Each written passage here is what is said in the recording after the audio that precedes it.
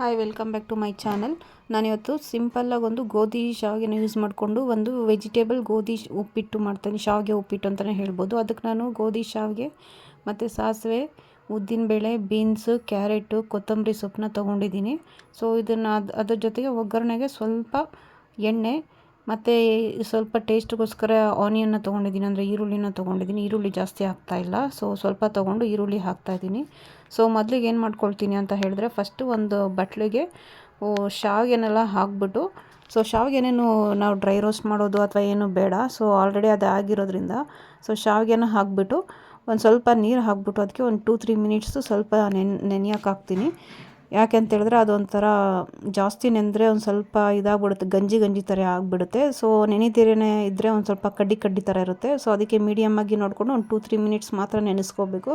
So ನೋಡಿ ಈ ಥರ ಅದನ್ನು ಹಾಕ್ಬಿಟ್ಟು ಅದ್ರ ಮುಳುಗೋಷ್ಟು ನೀರು ಹಾಕ್ಬಿಟ್ಟು ಒಂದು 2-3 ಮಿನಿಟ್ಸ್ ಬಿಟ್ಬಿಡಿ. ಸೊ ಅದಾದಮೇಲೆ ನೋಡಿ ಈ ಥರ ಆಗಿರುತ್ತೆ. ಸ್ವಲ್ಪ ನಾವು ನೋಡ್ಕೋಬೇಕು, ಸ್ವಲ್ಪ ಉದುರಾಗೆ ಇರುತ್ತೆ. ಸೊ ಅದನ್ನು ನಾವೇನು ಮಾಡಬೇಕು ಅಂತ ಹೇಳಿದ್ರೆ, ಬರೀ ನೀರನ್ನ ಮಾತ್ರ ತೆಗೆದ್ಬಿಟ್ಟು ಅದನ್ನ ಸ್ವಲ್ಪ ಹಾಗೇ ಇಟ್ಟಿರಿ.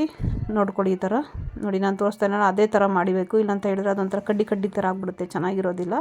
ಸೊ ಅದೆಲ್ಲ ಆದಮೇಲೆ ನೀರು ಬಗ್ಸಿದ್ದಾದಮೇಲೆ ನಾನು ಸ್ಟೀಮ್ ಮಾಡ್ಕೊಳ್ತಾ ಇದ್ದೀನಿ. ಯಾಕಂದರೆ ಸ್ಟೀಮ್ ಮಾಡಿಕೊಂಡ್ರೆ ಸ್ವಲ್ಪ ಸ್ಮೂತ್ ಆಗುತ್ತೆ. ಸೊ ಅದಕ್ಕೋಸ್ಕರ ಸ್ಟೀಮೂ ಅಷ್ಟೇ ಜಾಸ್ತಿ ಹೊತ್ತು ಮಾಡ್ಕೋಬಾರ್ದು.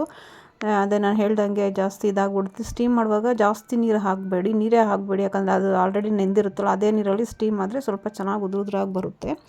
ಇಲ್ಲ ಅಂತ ಹೇಳಿದ್ರೆ ನಾನು ಆವಾಗಲೇ ಫಸ್ಟೇ ಹೇಳ್ದಂಗೆ ಅದೆಲ್ಲ ಒಂಥರ ಗಂಜಿ ಥರ ಆಗಿಬಿಡುತ್ತೆ, ಚೆನ್ನಾಗಿರೋದಿಲ್ಲ. ಮೆತ್ತಗೆ ಆಗ್ಬಿಟ್ರೆ ಅದೊಂಥರ ಯಾವಾಗಲೂ ಶಾವಿಗೆ ಉಪ್ಪಿಟ್ಟು ಉದುರಾಗಿರಬೇಕು.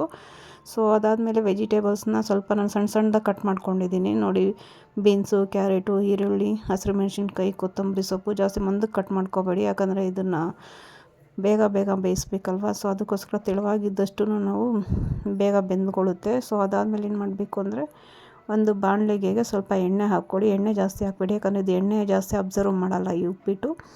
ಸೊ ನಾರ್ಮಲ್ ಉಪ್ಪಿಟ್ಟಿಗೆ ಎಣ್ಣೆ ಹಾಕಿದ್ರೆ ಚೆನ್ನಾಗಿರುತ್ತೆ ಜಾಸ್ತಿ, ಈ ಉಪ್ಪಿಟ್ಟಿಗೆ ಎಣ್ಣೆ ಹಾಕಿದ್ರೆ ಚೆನ್ನಾಗಿರೋದಿಲ್ಲ. ಅದೇ ಡಿಫ್ರೆನ್ಸು ಶಾವಿಗೆ ಉಪ್ಪಿಟ್ಟಿಗೆ ಮತ್ತು ರವೆ ಉಪ್ಪಿಟ್ಟಿಗಿರೋದಕ್ಕೆ ವ್ಯತ್ಯಾಸ. ಸೊ ಎಣ್ಣೆ ಸ್ವಲ್ಪ ಕಾದ್ಮೇಲೆ ಸ್ವಲ್ಪ ಸಾಸಿವೆ ಹಾಕ್ಕೊಳ್ಳಿ. ಸಾಸಿವೆ ಸ್ವಲ್ಪ ಚಿಟಪಟ ಅಂತ ಅಂದಮೇಲೆ ಸ್ವಲ್ಪ ನೀವು ಇದಕ್ಕೆ ಏನು ಹಾಕ್ಕೊಳ್ತಾ ಇದ್ದೀರಾ ಅಂತ ಹೇಳಿದ್ರೆ ಉದ್ದಿನಬೇಳೆ ಹಾಕ್ಕೊಳ್ಳಿ. ಉದ್ದಿನಬೇಳೆ ಹಾಕಿದಾಗ ಯಾವಾಗಲೂ ಉರಿ ಕಡಿಮೆ ಇಟ್ಕೊಬೇಕು, ಇಲ್ಲಾಂದರೆ ಅದು ಎಣ್ಣೆ ಕಾದಿರುತ್ತಲ್ಲ ಫುಲ್ ಕಪ್ಪಕ್ಕಾಗ್ಬಿಡುತ್ತೆ. ಸೊ ಅದಾದಮೇಲೆ ಒಂದು ಸ್ವಲ್ಪ ಹಸಿರು ಮೆಣಸಿನ್ಕಾಯಿನ ಹಾಕ್ಕೊಳ್ಳಿ. ಹಸಿರು ಮೆಣಸಿನ್ಕಾಯಿ ಅದು ಸಿಪ್ಪೆ ಎಲ್ಲ ವೈಟ್ ಬರಬೇಕು, ಗ್ರೀನ್ ಹೋಗಿ ವೈಟ್ ಬರಬೇಕು, ಹಸಿ ವಾಸನೆ ಎಲ್ಲ ಹೋಗಿ. ಆವಾಗ ಏನಾಗುತ್ತೆ ಅಂತ ಹೇಳಿದ್ರೆ ಏನು ಅಸಿಡಿಟಿ ಆಗೋದಿಲ್ಲ, ಅಂದರೆ ನಿಮ್ಗೆ ಅಸಿಡಿಟಿ ಆಗಿಬಿಡುತ್ತೆ ಒಬ್ಬರಿಗೆ ಹಸಿರು ಮೆಣಸಿನ್ಕಾಯಿ ತಿಂದರೆ. ಅದಾದಮೇಲೆ ಸ್ವಲ್ಪ ಈರುಳ್ಳಿ ಹಾಕ್ಕೊಳ್ತಾ ಇದ್ದೀನಿ, ಸಣ್ಣದಾಗಿ ಹೆಚ್ಕೊಂಡಿರೋದು. ಎಲ್ಲನೂ ನಾನು ಸಣ್ಣದಾಗಿ ಹಚ್ಕೊಂಡಿರೋದು, ಯಾವುದು ಸ್ಲೈಸಾಗಿ ಹಚ್ಕೊಂಡಿಲ್ಲ. ಸೊ ಈರುಳ್ಳಿ ಸ್ವಲ್ಪ ಕೆಂಪಗಾದ್ಮೇಲೆ ಒಂದೊಂದೇ ನಾವು ವೆಜಿಟೇಬಲ್ಸ್ನ ಹಾಕ್ಕೊಳ್ಳೋಣ. ಸೊ ಫಸ್ಟ್ ನಾನು ಕ್ಯಾರೆಟ್ನ ಹಾಕ್ಕೊಳ್ತಾ ಇದ್ದೀನಿ. ಸೊ ಕ್ಯಾರೆಟು ಸ್ವಲ್ಪ ಹಾಕ್ಕೊಂಡಿದ ತಕ್ಷಣ ಹಿಂದೆನೇ ಬೀನ್ಸ್ ಹಾಕ್ಕೋಬೇಕು. ಎರಡೂ ಒಂದೇ ಸತಿ ಹಾಕ್ಕೊಂಡು ಒಂದು ಸ್ವಲ್ಪ ಸಿಮ್ಮಲ್ಲಿ ಇಟ್ಬಿಟ್ಟು ಮೆತ್ತಕ್ಕಾಗೋ ತನಕನೂ ಬೇಯಿಸ್ಬೇಕು. ಬರೀ ಎಣ್ಣೆ ಎಲ್ಲ ಬೇಯಿಸ್ಬೇಕು, ಇದನ್ನು ನೀರಿಗೆ ಏನೇನು ಹಾಕಬಾರ್ದು.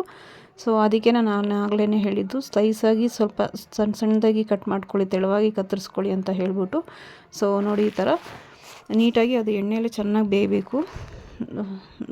ಬೇಯುವಾಗ ಒಂದು ಸ್ವಲ್ಪ ಉಪ್ಪು ಹಾಕ್ಬಿಡಿ, ಯಾಕಂದರೆ ಉಪ್ಪು ಹಾಕಿದ್ರೆ ಸ್ವಲ್ಪ ಬೇಗ ಬೇಯುತ್ತೆ. ಸ್ವಲ್ಪ ತರಕಾರಿಗಳಿಗೂ ಸ್ವಲ್ಪ ಸಾಲ್ಟು ಕೂಡ ಇಳಿಯುತ್ತೆ.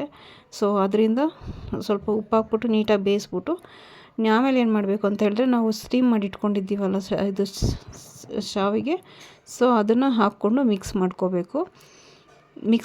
ಇದನ್ನು ಶಾವಿಗೆ ನೆನೆಸಿಡೋದು ಮತ್ತು ಅದನ್ನು ಸ್ಟೀಮ್ ಮಾಡ್ಕೊಳ್ಳೋದು ತುಂಬ ಇಂಪಾರ್ಟೆಂಟು. ನಾವು ಯಾವ ಇದ್ರಲ್ಲಿ ಮಾಡ್ಕೊಳ್ತೀವಿ ಅಂತ ಜಾಸ್ತಿ ನೆನೆಸಿ ಜಾಸ್ತಿ ಸ್ಟೀಮ್ ಮಾಡಿದ್ರೆ ಇದೊಂಥರ ಗಂಜಿ ಥರ ಆಗ್ಬಿಟ್ಟೆ ಮೆತ್ತಕ್ಕಾಗ್ಬಿಡುತ್ತೆ, ಚೆನ್ನಾಗಿರಲ್ಲ. ಅದೊಂದೇ ಇಂಪಾರ್ಟೆಂಟು. ಸೊ ನೋಡ್ಕೊಂಡು ಮಾಡಿ. ಅದಾದಮೇಲೆ ಒಂದು ಸ್ವಲ್ಪ ಅದಕ್ಕೆ ಕೊತ್ತಂಬರಿ ಸೊಪ್ಪು ಹಾಕ್ಬಿಟ್ಟು ನೀಟಾಗಿ ಮುಚ್ಚಿಟ್ಬಿಟ್ರೆ ಸೊ ಸ್ಟೀಮ್ ಮಾಡಿರ್ತಕ್ಕಂಥ ಗೋಧಿ ಶಾವಿಗೆ ರೆಡಿಯಾಗಿರುತ್ತೆ. ತಿನ್ನೋದಕ್ಕೆ ತುಂಬಾ ಸಿಂಪಲ್ಲಾಗಿರುತ್ತೆ. ಯಾಕಂದರೆ ನಾನು ಮಾಡೋ ಡಿಶಸ್ ಎಲ್ಲನೂ ಅದೇ ಥರ ತುಂಬ ಸಿಂಪಲ್ಲಾಗೇ ಮಾಡಿ ತೋರಿಸ್ತೀನಿ. ಹೆವಿ ಇಂಗ್ರೀಡಿಯೆಂಟ್ಸ್ ಹಾಕೋದಿಲ್ಲ ನಾನು. ಸೊ ಸಿಂಪಲ್ಲಾಗಿ ಮಾಡ್ತಾಯಿದ್ದೀನಿ. ಯಾರ್ಯಾರು ಫಸ್ಟ್ ಟೈಮ್ ನನ್ನ ಚಾನಲ್ ನೋಡ್ತಾಯಿರೋ ದಯವಿಟ್ಟು ಸಬ್ಸ್ಕ್ರೈಬ್ ಮಾಡಿ, ಮತ್ತು ನಿಮ್ಮ ಅನಿಸಿಕೆಗಳನ್ನು ಕಮೆಂಟ್ ಮೂಲಕ ತಿಳಿಸಿ. ಒಂದು ಸತಿ ಟ್ರೈ ಮಾಡಿ ನಿಮಗೆಲ್ಲ ಹೇಗೆ ಬಂದಿತ್ತು ಅಂತ ಹೇಳಬೇಕು ನನಗೆ. ಸೊ ನನಗಂತೂ ತುಂಬ ಚೆನ್ನಾಗಿ ಬಂದಿತ್ತು. ನೋಡ್ತಾ ಇದ್ರೇ ಕಲರ್ಫುಲ್ಲಾಗಿದೆ, ತಿನ್ನೋಣ ಅನಿಸ್ತಾ ಇರುತ್ತೆ. ಮೋಸ್ಟ್ಲಿ ನಿಮಗೂ ಹಾಗೆ ಅನಿಸುತ್ತೆ.